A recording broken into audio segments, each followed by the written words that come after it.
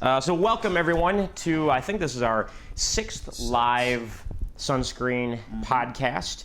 As you may or may not know by now, I am Tony Armour, co-founder and executive director of the Sunscreen Film Festival. My regular contributors, superhero, as seen in real life, heroing and helping people all around the Clearwater, Florida area and around the world, and also one of the subjects of the Emmy-nominated HBO documentary, Superheroes.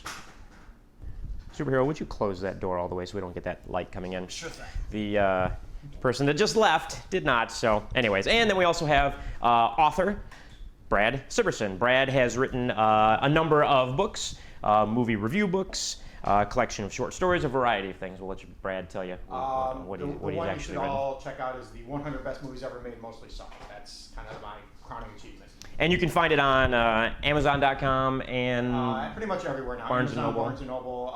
Your bookstore should be able to order it. Just if you can buy a book there, they can order it for you. Very good. The 100 Best Movies Ever Mostly Suck, written by Brad Sibbersen. So today we're going to talk about a variety of things like we usually do. First, to get a little bit of business out of the way, I've been promoting for the last several podcasts our Chris Wyatt filmmaker workshop. Chris Wyatt is one of the producers of Napoleon Dynamite, a writer on the Disney animated series, Disney Avengers animated series, and the Ultimate Spider-Man animated series as well. I gotta take one quick second. You keep interrupting our podcast, you know. And you have to close that door all the way. So people know that you're real and we're not, you know. Yeah, just step in. How unprofessional we are now, you know. Now every message you get is going to be like, more girl. Yes. So, close that door all the way. Anyways, Chris Wyatt, filmmaker extraordinaire. Just we were going to be doing the workshop September 21st to the 23rd, coming up in just about a month or so here. Well, I just got a phone call from Chris about 2 days ago that said he just has a film that got greenlit with Lionsgate.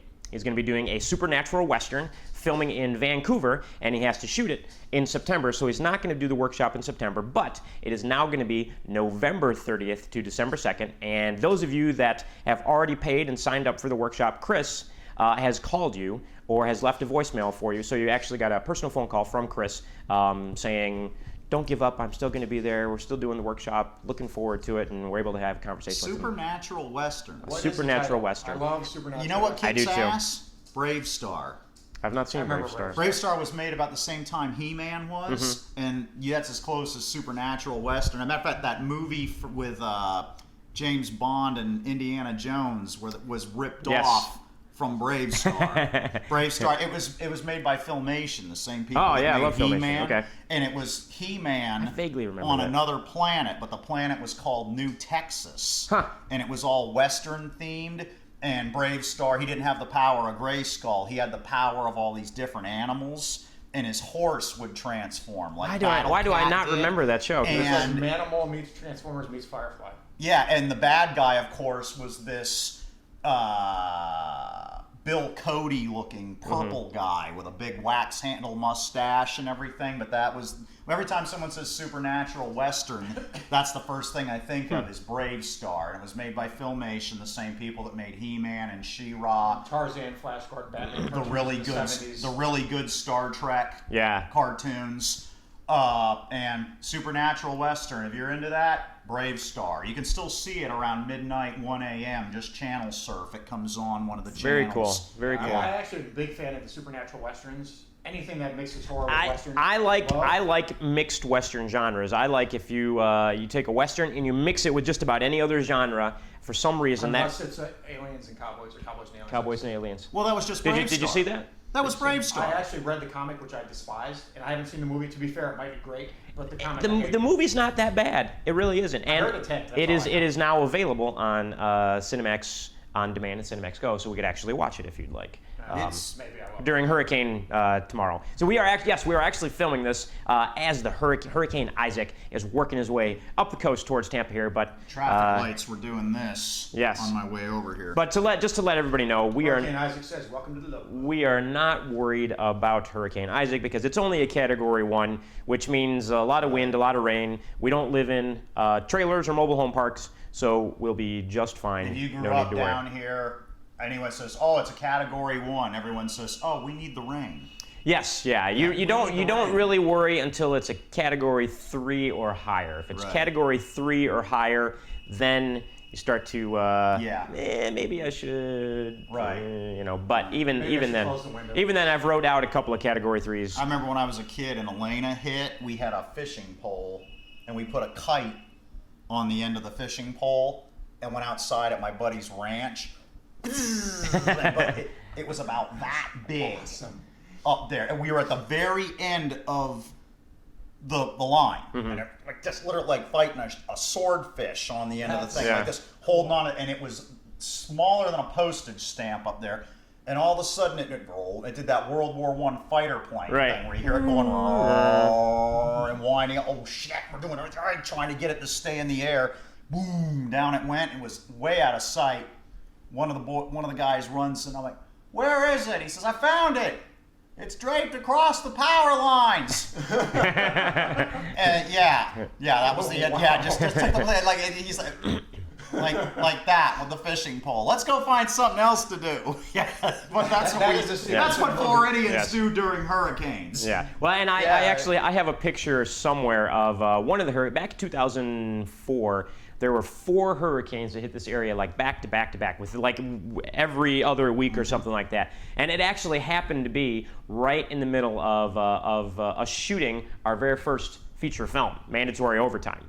And at one point, Don't look that one up. yeah, at one point, there was a hurricane raging outside. Our shoot was canceled for the day, but the 2 lead actors were staying with me, and we were using, my townhouse as one of the locations. We're like, what scenes can we shoot during the hurricane? We put some lights on the back porch, put some orange gel on it, shone the orange gel through into the kitchen, and you had a sunrise in the morning that we shot during a hurricane with our lead actors. The best though was, I know what scene we can shoot. We'll make the lead walk in the hurricane because Yes. he's supposed to be walking home in the rain. Yeah, instead of a sad walking home in the rain scene, we got him nearly being blown into a tree. The moral of the story being, shoot through it, not around it. Yeah, there's a lesson for independent filmmakers in there is, time is money, and most independent filmmakers don't have a lot of money for their projects, and if something happens, you have to get creative and figure out what you can do. So we took the hurricane and, we can't shoot what we were supposed to shoot today, so let's shoot that kitchen scene, and we'll do it during the hurricane. Well, let's shoot the scene where the lead character is supposed to be walking in the rain, wrap the camera in garbage bags, go outside, and you got him walking. He was definitely walking in the rain right in the middle of the hurricane. He was a trooper though. Yeah, so you do what you can, and there's a lesson for independent filmmakers there. Absolutely. So another thing, maybe we can kind of go off that tangent right there and talk about some tips for independent filmmakers when they're doing stuff. Tips. T-I-P-S. I was hoping this would go in a more puerile direction. but- T-I-P-S. One of the things that people always ask me about their films when they want to get distribution for their films is, where can I get like a name actor, a recognizable actor, a face from a film. I don't know anybody, how do I do this, sort of thing. Because if you want any sort of distribution nowadays, you need some sort of recognizable name or face. So it's really easy. Let's say you've got $50,000 to shoot your low-budget movie. Well, take a little bit of that money and spend it on a legitimate casting director in LA or in New York or even some in Florida, and have them find somebody for you that'll work for, if you're going to have to pay for them. Get me Jan Michael Vincent. You could pay. We could probably get Jan Michael Vincent for $1,000 a day. Yeah, get me Jan Michael Vincent. And you shoot him for 5 days. Say, hey, you get a free trip to wherever you're working at. Make it sound really good. Whether you're shooting in Dubuque or. I was going to say Dubuque. I'm sorry for anyone. You both, I've heard the name, but why would you think of Dubuque at the same time he thinks of Dubuque? I had a friend. That's Iowa, isn't it? Yes, it is. I had a friend our girl I knew in high school I had a crush on who moved to Dubuque, And she was very upset about it. And so whenever I think of the middle of nowhere, it just pops into my head, Dubuque. I'd be Because of her. upset too if someone told me I had to move to Dubuque. What was a dad stationed there, like a missile base or something? I don't even know. Yeah, I don't know. Dubuque. It just one. It's an interesting word. It's fun to say. Dubuque. Yeah. Dubuque. And nobody on the planet Like chupacabras. pretty much knows where Dubuque Yeah. is. And you think Iowa, cornfields, middle of nowhere. You're just like, Dubuque, Iowa. Even though that Dubuque is not the Did you guys know Winnebago was a place? Winnebago. Winnebago is a place. So I got a call. I was working one night in my secret identity job there, and some guy called us and said, "Hey, we had a problem with a feed, and I'm in Winnebago." And I was like, "Oh, okay," and handled his problem. We got a refeed for him and everything. And then I said, "Wait a minute, is that the place where they make the RVs?" He says, "Yeah." Oh, that's why. I always thought Winnebago was like a product name, like Right. Corvette or something. I never knew. Is that like in Wisconsin or something? I want to say it was Washington or something. Don't quote me on that. I can't. But yeah, Winnebago is, and that's It's an actual that's city. fun to say. And Winnebago is fun to say. That's a fun. Yeah, that's a fun Winnebago, word too. Dubuque. But anyway, sorry to get off the tangent. No. So we're talking Dubuque. about. I had to know how come you both thought of it at the same time. That's Yes. why I always pops into my head all the It's time. Yeah. one of those things. You think middle of nowhere, Midwest sort of thing. I think Dubuque. Toledo. but Dubuque, well, Dubuque's good too. Toledo is close enough to Detroit and Cleveland and other places like that where it's not quite the middle of No nowhere. offense. Well, being a Toledoan, growing up and coming from Toledo, it's a very nice town. I liked it, but just had to leave after a while. But anyways, so you want recognizable name, talent for your film. One, have a good script, because they're going to ask to read the script and they're going to want to work on something that's not just, really bad, basically. Two, spend a little bit of money getting a casting director or a manager or somebody to get this person for your film, and offer, if you're shooting something low budget, $100,000 or less, $200,000 or less, SAG rates are going to be $100 a day. And sometimes you can get these guys for $100 a day. Just if you're giving them a free trip somewhere, you're going to give them a per diem, $100 a day, and it's just a little bit of work to do something. But for the most part, maybe It's a real job. right. It's Think Yeah. how much value it adds if you've got, John Michael Vincent in one scene of your movie. right. Yeah. And now, of course, you may not be Get able me to get. Clint Howard. You may not be able to get $100 a day, but offer $500 a day, offer $1,000 a day. You're not gonna have them for 6 weeks to work it so that you can shoot them out in 3 days. If you're paying somebody $1,000 a day for 3 days, you're paying a lead actor $3,000 to be in your film, and then you can promote your entire film around that person. And if you've got a $50,000 budget, there's no reason you can't spend $3,000 on a lead actor and another $1,500 on a casting director to get what you need and just make it happen. So Besides, it's people you want to meet anyway. I People- mean, if peop- you're in our age bracket here, they say it's actors from the 80s and that kind of thing that you want to meet Gil Gerard, you want to meet Aaron Gray, And you even- want to meet, Jan Michael Vincent, and even the actors. highest paid actor in television in the 80s at $250,000 an episode. Yeah, and even it doesn't have to be an old '80s actor. It could be a new actor. Did you know that? Coming. Yeah, it could be really. Really? It could be a new actor? Absolutely. Did you know that if you are going to be a guest star on a network television series, your scale rate that you'll get paid is $8,000 for the week. So if you're paying somebody $3,000 for 3 days, that's right on pace with what network television is paying somebody to be a guest star for a week. So Wow. don't Yeah, that's why don't sell you'll see yourself some of short. these- you'll see some of these low budget movies and be like, what is Adam West doing there? Awesome. Sure. But, And if you have enough money, if you've got $100,000 and you want somebody for 10 days or 8 days, you're going to pay them the exact same as they would be paid to be in a network TV series. So why wouldn't they take the job? Really, I mean, why wouldn't they take the job? There's a lot of actors that just want to work. You would be Now- amazed at the ones that just want to work right now. That just made me think of something. The pilot I shot years ago, I worked 2 jobs to script. Matter of fact, I was Yeah. working for you. Now that I think about it, Yeah. I was working 2 gigs to scrape up $5,000 to shoot to this pilot about real superheroes that I took out to NAPTY with me. But is there actually a way that any of these kids out here can get an investor?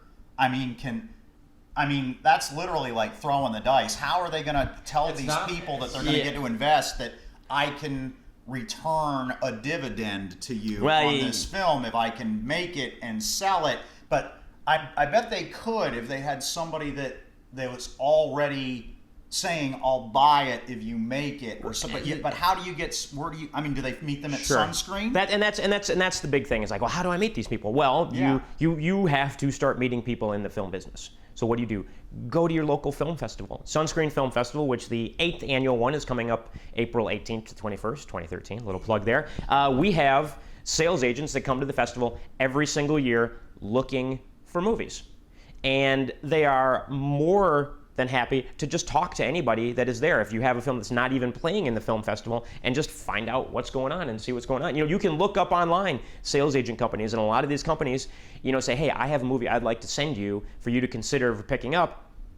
They will just send it to us. We'll take a look at it. People are always looking for films. You just have to, 1, search online. 2, start meeting people. Go to your local film festival, whether you're, in Florida and want to come to the Sunscreen Film Festival, whether you are in Dubuque, Iowa. I'm sure there's a film festival somewhere in Iowa. You just have to start going and meeting these people and just... I just read Henry Rollins' 3 rules for success, and I can only remember 2 of them, but they were say yes to everything and be in the French Foreign Legion of your own life.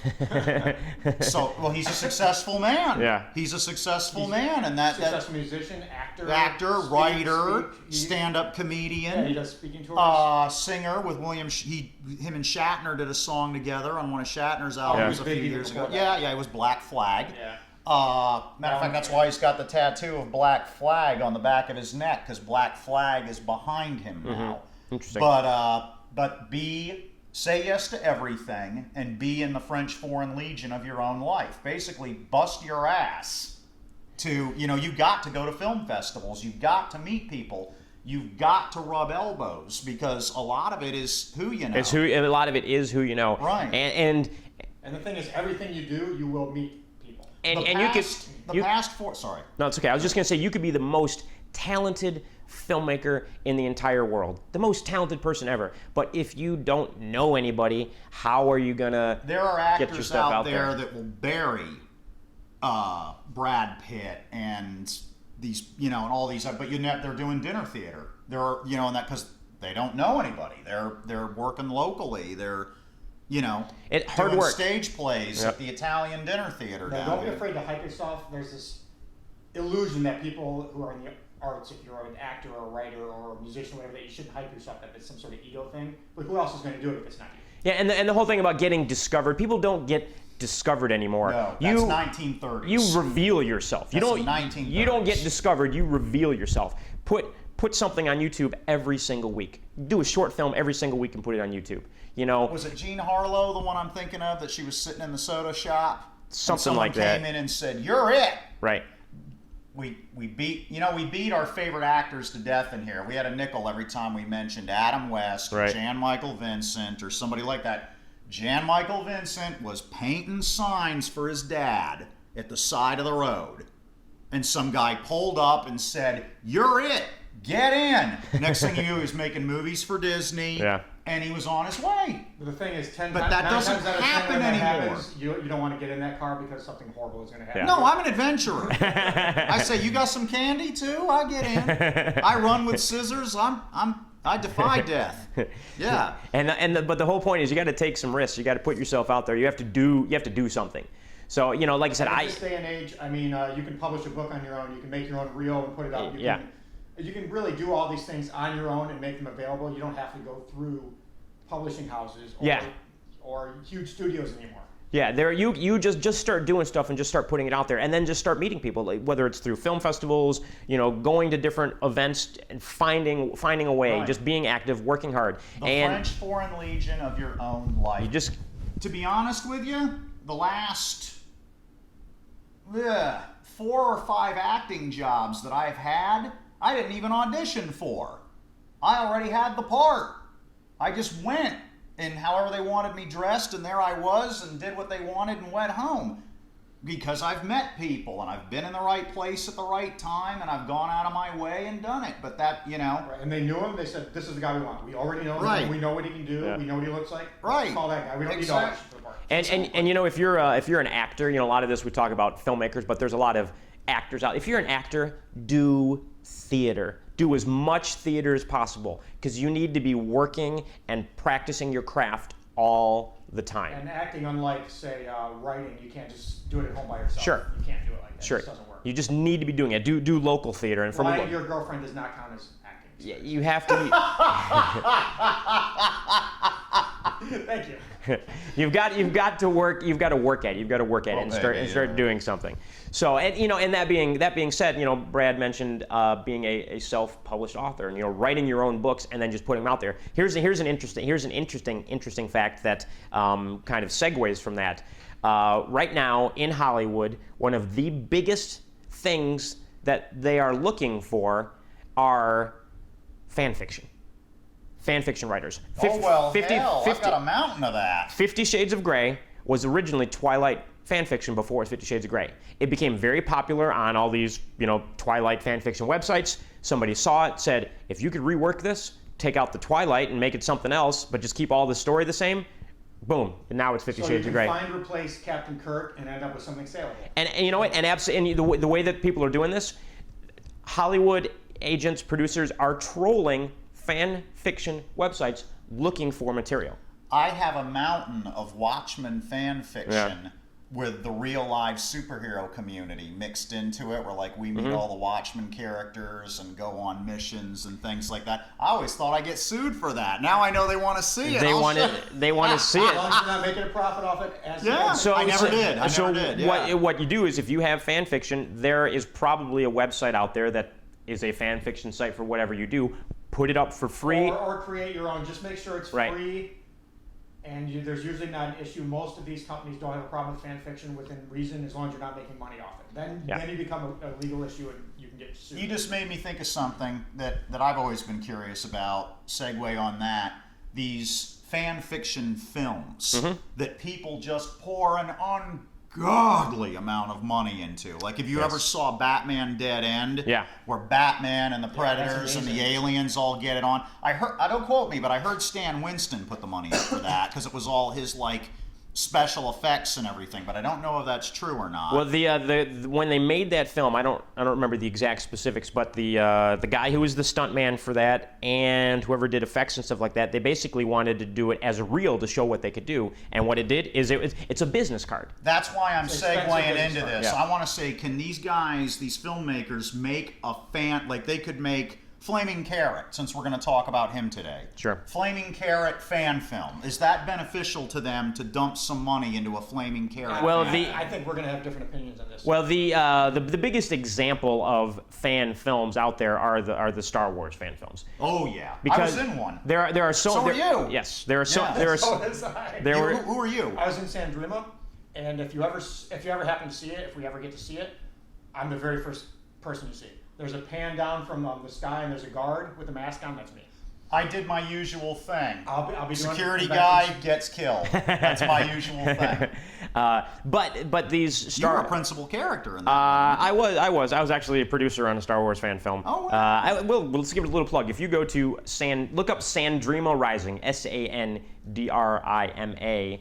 on YouTube. Sandrima Rising, you will see the trailer for Sandrima Rising. It's basically Star Wars meets Firefly, and it's pretty fun, and it's almost done except for some effect shots that are taking years.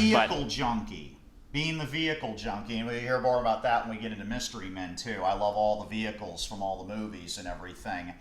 They have, from the 1970s, a land speeder that was built by Coca-Cola. It was in the Coca-Cola colors even, but it needed some restoration. They ended up towing it through a few shots, right? Yeah, what happened to that thing once it was done being shot? It was on loan. It was, It was on loan? Somebody owned it? I hope they restored it. Yeah, it was beautiful. There was an actual land speeder from the 1970s that looked exactly like, Luke Skywalker's land speeder from the original Star Wars that was borrowed from. I'm going to pause 1 second because the hurricane winds are blowing that door open. Can you close it? Yes, please. Is that what's doing that? Yes. I thought someone was coming in. No, the hurricane winds are blowing my door open, so that needs to be pulled tightly closed. Yeah, I wish we had a picture. I brought pictures of if I'd known we were going to segue in this because I loved that thing. So, yeah, you know what? Anything kit car. So yeah, it's a 1970 something land speeder that looks exactly like the one from the film, and it's built on wheels and had a Volkswagen engine in it, so you could actually drive this thing around. All kit cars are built on Volkswagen. And since it was so old, it didn't actually drive, but they borrowed it from a small city in Florida, up in the Panhandle, that had this thing like stored away that somehow the producer Dwight Senack heard that they had. So that, drive 4 hours, pick up this thing on a trailer, take it back to Jacksonville, shooting it in Jacksonville, hooked up a tow cable to it, and they're pulling it on a truck. So this land speeder's kind of pulling around and stuff like that. And then they ended up what they did is they returned it back to I hope somebody restores the small that city. thing. So it's I don't not know. hard to restore a Volkswagen. I don't know where it's at or anything now, but Yeah. I do have some pictures of it, and what I will do is on the YouTube version of this podcast, I'll put those pictures in there so you can see that. So, but it's some fun stuff. But the whole thing about fan films is George Lucas and Lucasfilm actually every year, I don't know if they still do it, recognize like the best Star Wars fan films. They gave your guys years ago. We saw an Indiana Jones Raiders of the Lost Ark fan film.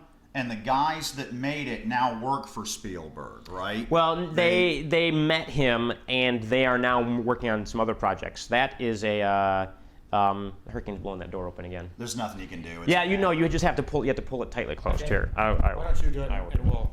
So, anyways, making a fan film could be very beneficial to you, but once again, it's if the right person sees it. You're putting a chip on red or black and spinning the wheel. Right, and but my it could problem be with very them, beneficial. The thing is about making a fan film, if you make a movie about me, no one gives a rat's ass. If you make a movie about Green Lantern, people will sit on YouTube and watch it. Right. So, the right person may see it. So that's the whole point of the fan film, right? And like the counter argument to that, and the one I always have, is that if you make a movie about superhero with superhero, you can release that film. If you make the Green Lantern movie and you don't get any attention from it or no one's interested in it, you're right. You can't do anything with it, and you just flushed all that money away. Like the Sandrima film we're talking about, it looks great. It's a beautiful film. They can't release it. They can't make any money off it. Not a dime. They can't do a thing with it except use it as a very, very expensive business card. And that's great if they get attention from it because it looks gorgeous. But again, it's a lot of money dumped into like you said, you're putting the chips down. Whereas Waste of Space, by some miracle one day, may recoup the money that was at put least the into the opportunity is there to do it because it's an original story, original you can put characters. that chip on red or black and spin the wheel. You can't do that with a fan film. And Waste of Space, for those of you who may not know, Waste of Space is a comedy sci-fi film that was shot locally 7 years ago, and has never been finished. And now a documentary has been made about that called Making Waste: How One Man Made a Movie and Ruined His Life. Yeah. So hopefully look for that documentary about Waste of Space soon and be able to see that. I'm actually looking forward to seeing the documentary, having known the whole saga of Waste of Space from... if the fan film's good enough, you could get hired by the company that's making the actual film. But once again, you're stabbing in the dark. But it could happen. And here's I think the reality of fan films. If you make a short fan film and you don't spend a lot of money on it, or you shoot it all for free with your friends, and a great example of that to interrupt is Troops, which we've all seen. Oh, that's hilarious! Yeah. It's hilarious. It probably didn't cost a lot. Yeah, it works. That's a good idea for a fan film. Sandrima, on the other hand, was extremely expensive full-length production. That's much more of a gamble. Sure, and so you put it up there, and if it looks great and it's fun or it's funny or whatever else, people will find it, people will enjoy it, you may get some attention from it, and be able to move on to do other things. If you spend a fortune doing it, and you make a feature-length whatever, you can't ever release it, you can't ever do it. If you're going to spend the money to make a feature film... You and your friends can sit around on Friday night and enjoy it. Yeah,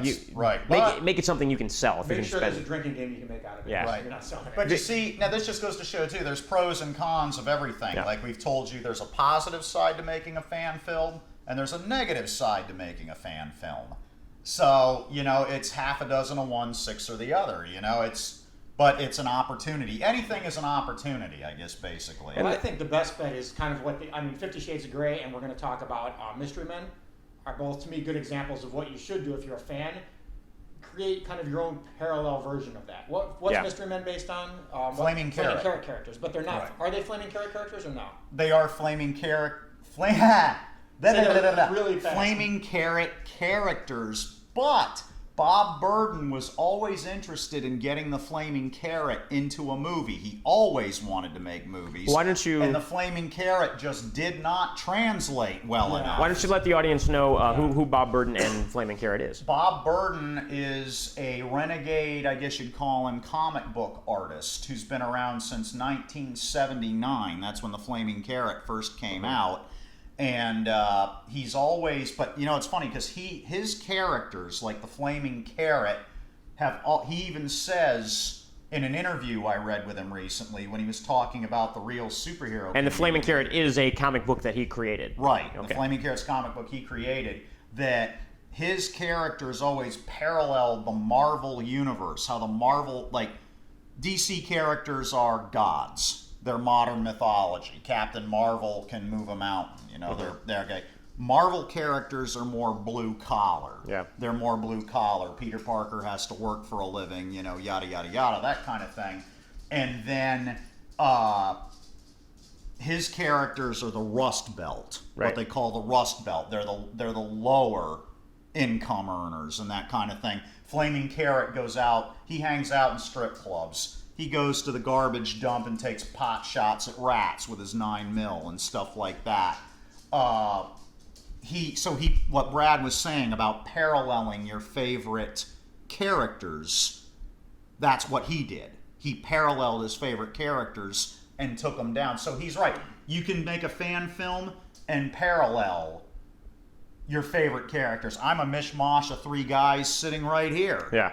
You know, you parallel your favorite characters and make something that could eventually turn into something else for and then you. you'll have your own slight spin on it, and it's yours then. Right. And some of the most famous things in the world, I mean, famous fictional characters are just spin-offs or shadows. Bob of Burden characters. didn't want the Flaming Carrot, you know, going to dinner parties and stuff like that. He wanted him hanging out in strip clubs and hanging out in a garbage dump and stuff like that.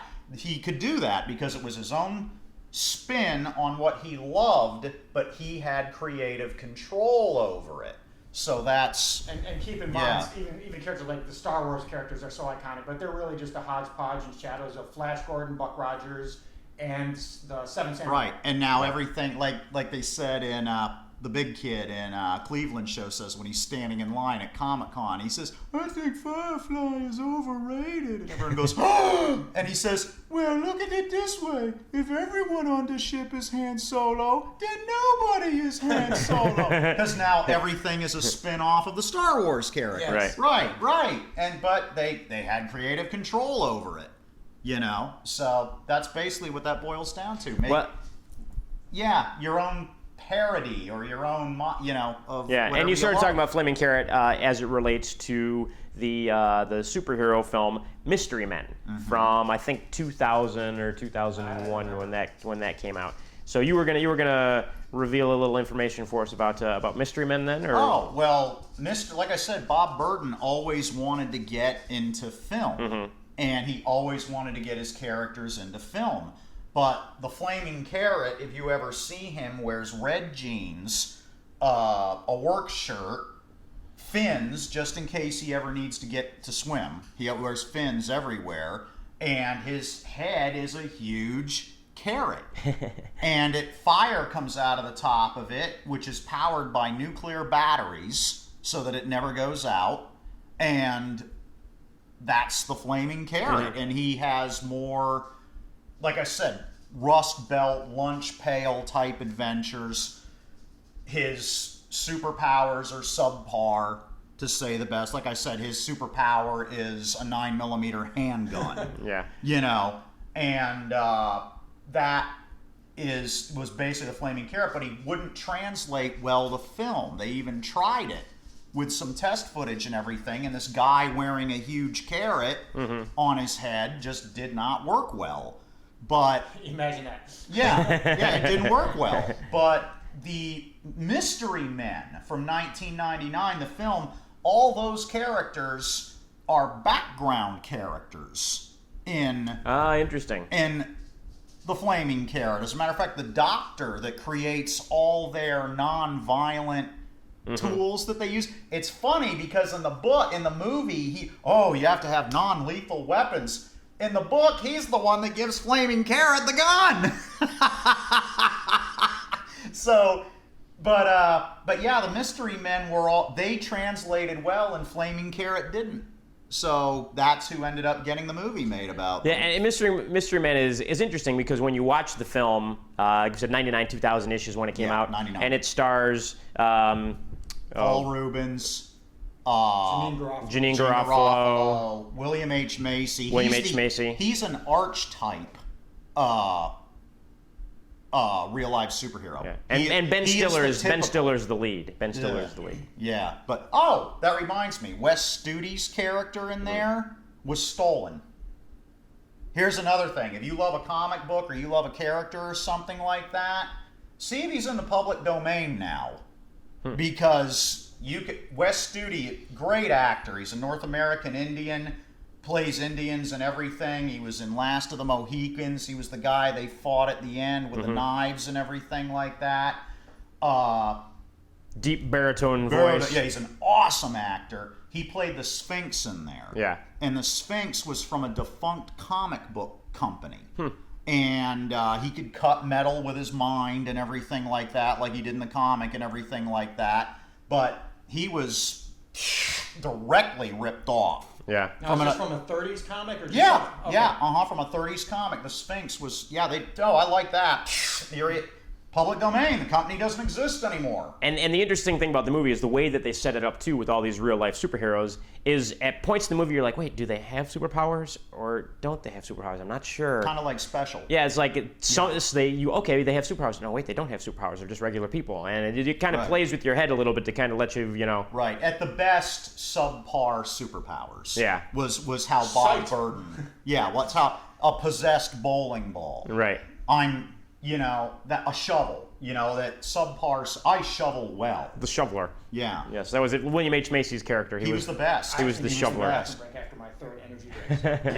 Yeah. So, but yeah, you can take. Yeah, the Sphinx was taken from another comic. Right. Completely. So, but Bob Burden. Yeah, that's funny. I said that because I read an interview with him about the real superhero community, and he had the exact opposite reaction that Alan Moore did. But I get the impression that Alan Moore kind of overreacts to. Yeah, he's just about everything. Great writer, but a little bit uptight. A little bit. Oh no, why are these people wearing V masks and running around? And he was like, oh no, why are people real superheroes? For the love of God, take care of yourself. To him it was the end of the world. Bob Burden just saw on TV that there were people running around, and he was like, oh, cool. And just kept right on surfing. He thought it was natural. He even said he thought it was natural progression. Right. That people became superheroes. And he just blew it off, really. He looked into it later when he was being interviewed about it and everything like that. But to him, he just, par for the course. Here comes the real Flaming Carrot, and kept right on channel surfing. Yeah. I just want to say I missed that, but Alan Moore overreacts is the biggest understatement I've heard on this show. Yeah. Well, when I interviewed Pat Wilson about it, even the statement that I said to Pat Wilson, I said, because I was asking Wilson. Patrick Wilson, the actor who played Night Owl. Dan Dreberg. He was born to play Dan Dreberg. In the Watchmen film that came out just a couple years ago. I told him that too, because when I found out he got the part, I saw him in that movie Hard Candy, and I said, man, this guy is made to play Dan Dreberg. Yeah. That's who he was made to play. But I was asking him different questions that the other real superheroes had given me to ask him about what he thought about being a real superhero and things like that, since he played Night Owl. And when I got to the question about what Alan Moore had said, Pat Wilson even went, oh God, this ought to be good. Because he knew it was going to be something completely off the wall and everything like that. But yeah, Alan Moore way overreacted. Bob Burden didn't think anything of it. He thought, yeah, that's great. Real superheroes. Click, kept right on. Yeah. Alan Moore is incredibly talented, but yeah, he's a bit of a nut job, I've heard. Yeah.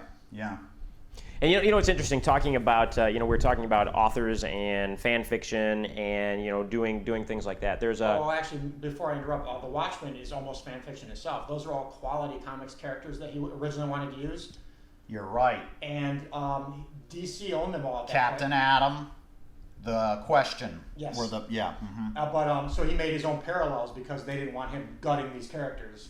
They did want him using the characters. Oh, okay. They said, "Ooh, we just bought from Charlton. We just bought Captain Atom and The Question. Throw him in The Watchmen." And he said, "Well, if I do that, you'll never be able to use them again." On second thought, don't do that. Make parallel characters like we've been talking about this entire time. Rorschach and Dr. Manhattan are supposed to be Captain Atom and The Question that you see in the Justice League Unlimited cartoon all the time. Mm-hmm. And there you go again with parallel characters. And then he could do what he wanted with them. He could make them rapists or lunatics or megalomaniacs. Every time I go to a damn comic convention or a sci-fi convention or anything, the minute I get walking past the artist thing, they'll, "Excuse me, could you stop for a minute?" And I do, and they take a picture and thank you, and move on. I know I'm being paralleled and quasi ripped off and everything like that, creative licensed or whatever you want to call it, every time I go to one of these things, because the guys all stop me and take a picture and then let me move on.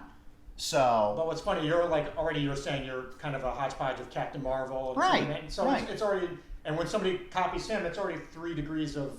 Everything is a rip-off of everything. Right. Was it Shakespeare? That was 500 years ago, and he said there's no original stories left. Unless you wrote Beowulf, you're ripping someone off. And as South Park once said, Simpsons did it.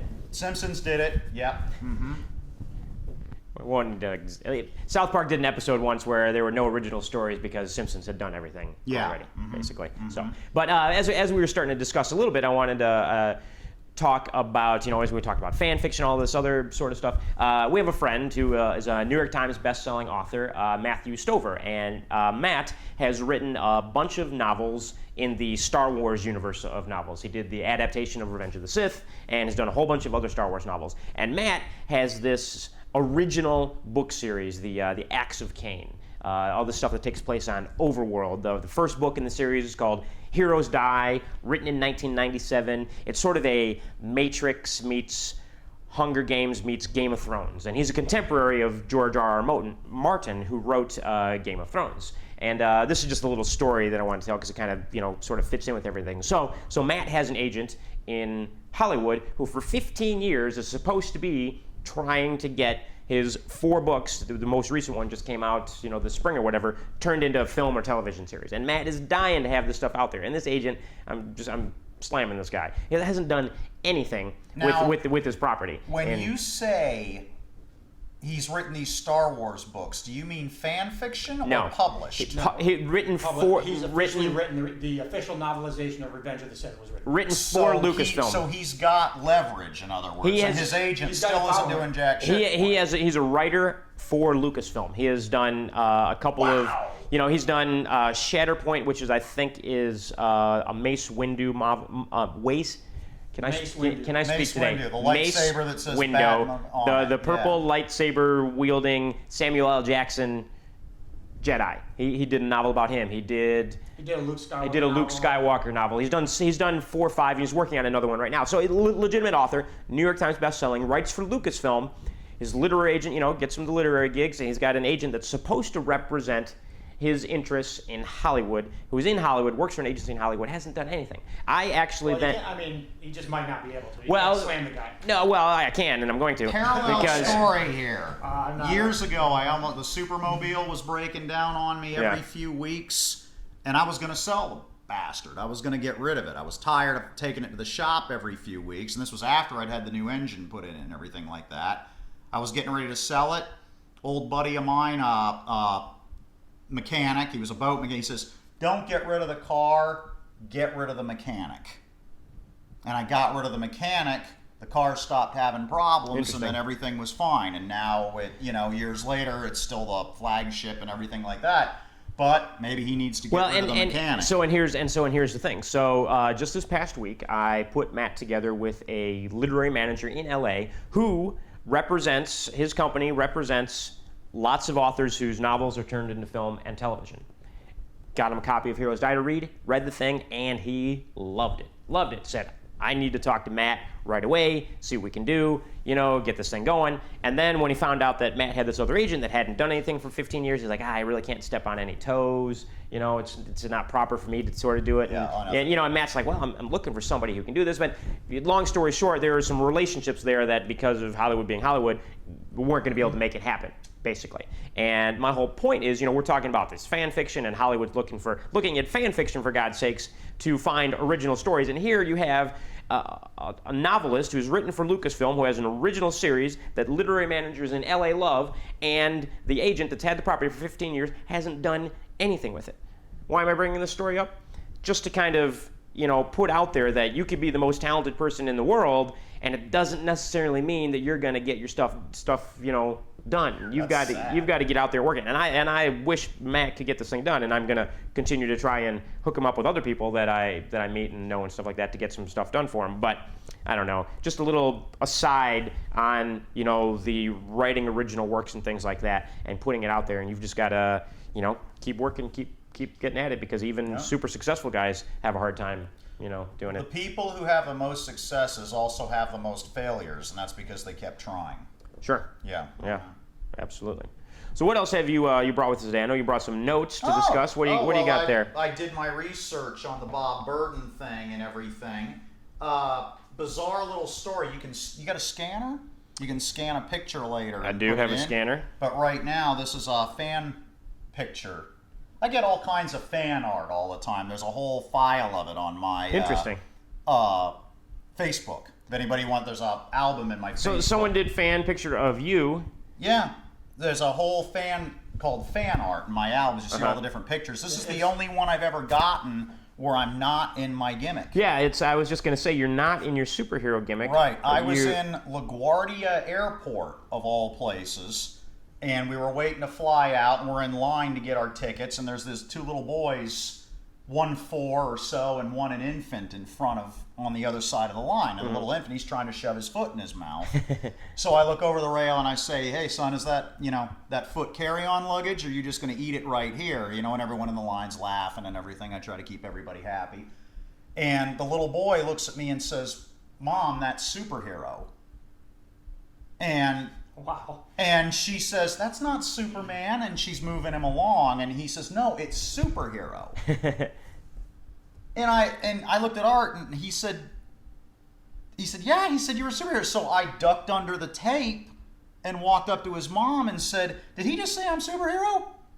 And she says, yeah. I said, well, he's right. I'm the guy from HBO. And then I chastised her, because what the hell's this 4-year-old doing watching HBO when he should be watching Cartoon Network? Right. And I'm not even in my gimmick or anything. But anyways, this was taken from a picture. You had the picture taken with them. Yeah, I gave him a little sticker. I gave him his superhero sticker. And then, but he knew who I was, and he flew home with us and talked to us in the that's great. Waiting area and everything. And yeah, but he knew who I was. His name was Keanu.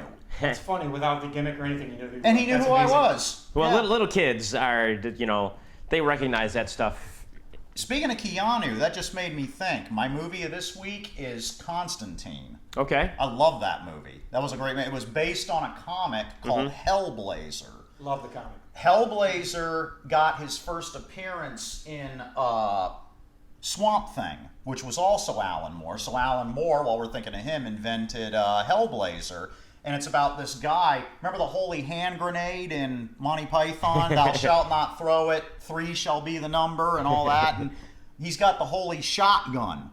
Yeah. And this is in the film. Yeah. And he goes around in the film, and he's looking for these hybrids that are half angel and human and half devil and human, and they're not allowed to interfere with things, but they can whisper to you. And stuff. They're like, hey, do that cocaine, do that cocaine. Eat them bath salts, that kind of, yeah, that's what they can do. That's all they can do. But if they break that rule, he goes after them with a holy shotgun and sends them back to hell or heaven, wherever the heck they came from. Right. And they decided to call the movie Constantine. instead of Hellraiser, and the reason was because Hellboy came out at the same time. Hellboy and Hellblazer. And they didn't want people to be I confused. wondered why they did that. And as a matter of fact, they were made so close together, the same Spear of Destiny is used in both movies. Really? It's the same prop and everything. It's supposed to be the spear that they funny nailed thing is- Christ with on the Right. cross. And they use the same prop and everything in both movies. That's how close together they I came loved out. Hellboy, but I didn't enjoy Constantine as much. Really? And I like Keanu. I have nothing against Keanu Reeves. It just didn't work for me at all. But the twist, I'm not giving anything away because the movie was made years ago. Satan turns out to be the hero of the whole goddamn thing. That's what makes it so wild. Everything is just going to crap at the end of the movie, and Constantine manages to get Satan to show up, and he does the run-in, and he just comes in there and whips ass and takes names, and he's all cool and wearing a suit and everything like that. And then he saves the day. Satan saves the day. But I love Constantine. I highly recommend it. I've only seen it the one time, and I guess it didn't make a huge impression on me. It'll be on today, later on. Oh, will about it? 7 o'clock tonight. Just channel surf. One of the ones that I work for is running it if you want Gotcha. to see I it. love the comic, and I think part of that is I like the comic so much, and it's so different from the comic. Yes. And that might be my problem with it, is it just, I expected A and I got B, so I couldn't enjoy it. The boo-boo in the film, when Satan shows up at the end, he comes down and he's got bare feet. He's wearing this beautiful white Mr. Rourke suit. Right. But he's got bare feet and they're covered with oil and snot and everything. And he comes down and he's pissed and he helps Constantine out and whips ass. In the comic, from what I understand, hell was this black void with an oil floor. And then in the movie, they changed it to, and they said deliberately, remember that scene from the old 1950s Atomic Blast film where the houses and the trees are there and all of a sudden in high speed you see them all go... Yeah. Right at that point where it goes like that, that is what hell is Interesting. in the movie. But they didn't change that part with Satan's feet. He comes down and he's still got the oil on his slick, feet and yeah. everything like that. But they didn't change it for Satan, but they changed it for Yeah, I visual. didn't get far enough into the comic to even get to Interesting. that point. So. Yeah. Well, on a Keanu Reeves note, they are Bill and Ted 3? they are in the works with Bill and Ted number 3. Get out of here. Yes. With the Keanu as the I hope original it's some of the original writers. the original Ted and the I can't remember his name, but the guy who Bill Winters, Alex Winters. he was also in Lost He was in Lost Boys, Boys, I can never remember his and those are the only 2 films That's I remember. right. But He was one of the vampires. Yeah. He had his own, and when MTV was still good, he had his own show on there for a little and while. he is slated to be Bill in the Bill and Ted's that'll be fun. upcoming Bill Hey, and Ted. Those are Keanu both Reeves so is well always going to be Ted. Yeah. That's it. It's all that's the bottom. Yeah, He of course. knows it. Of course. And it was nice of him to come back for the film, not to say I'm too big for that now. Yeah. Or anything No, like that. I think he's a part That's awesome. part of his thing where he's excited to do it. It'll be That's fun. awesome. I always hate it when people think they've outgrown this thing that made them popular. That's why I don't hate him. I mean, like, oh, I'll kill you, and I'm not stalking him or anything, but I don't like Peter Weller. Peter Weller, really? Yeah. Is he RoboCop. bad mouth But how dare you leave RoboCop? You are RoboCop. Right. And he said the reason was because, well, they improved the suit radically for me for the second film and everything, but still, he didn't want to do it anymore, blah, blah, blah, blah, blah. You're RoboCop. That's it. You know? He is Buckaroo Banzai too. Yeah. That's true, but RoboCop is what everyone really remembered him Yeah. as, and you don't spit in the face of the character that made you who you are. And the new RoboCop, there will be a new RoboCop, I believe, coming out in 2013. unnecessary. Should be horrible, by the way. Should be a really bad film. Oh, I It's- saw it. They put Peter Weller's suit standing next to the new one, and the new one just looks I haven't awful. seen the new one. It's like a Terminator. I mean, not Terminator. I'm sorry, but a Transformer RoboCop. course. You know, it's absolutely retarded. It's going to be a terrible film. I can't wait to see it so that we can rip it on the podcast after it comes out. Did Frank Miller write the script? He wrote the script for the Second one. Yeah. And it didn't end up being used, so he went ahead and turned it into a graphic novel. Yeah. But I didn't know if he wrote the first one or not. I don't think so. I don't think so Yeah. either. No, the script actually was floating around Hollywood for a while, and it fell into Paul Verhoeven's hands, and he threw it away as soon as he saw the title.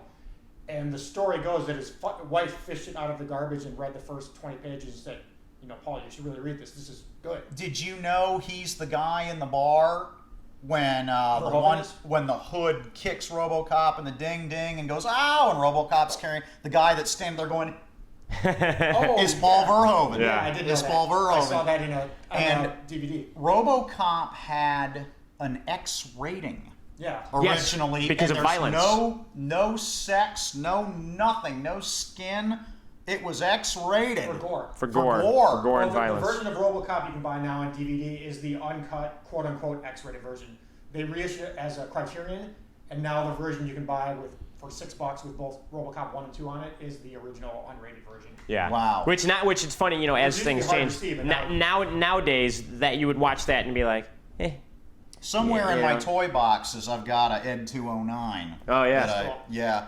I don't know. To me, fishing RoboCop out of the garbage and reading the first 20 pages wouldn't have done it for me, because it's a lot like these other films, Rotor and stuff like that, where you've got a mechanical cop who's out there blowing everything away.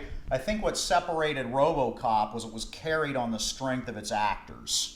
I think the actors helped a lot. Kurtwood Smith, you wanted him dead. Yeah. Kurtwood Smith is amazing. He You is couldn't great. wait for him to die. Ronnie Cox, you Ronnie Cox is great. wanted him thrown out that for those window. of you who don't know who Kurtwood Smith is the dad from that 70s. the dad from Red, The thing from is, that he's 70s so show, and likable he's as that character and so despicable as the bad guy Right. in RoboCop. He's just great. Well, I love him. even William Shatner is professionally jealous of Kurtwood Smith. He felt that Kurtwood Smith, as the cat president in the 6th Star Trek movie, stole everything. Even though he's hardly in it at all. He has a few lines with the blue he's eyes. fantastic. And he, God, I love that guy. Even Bill Shatner loves Kurtwood Smith. Yeah, he's an excellent actor.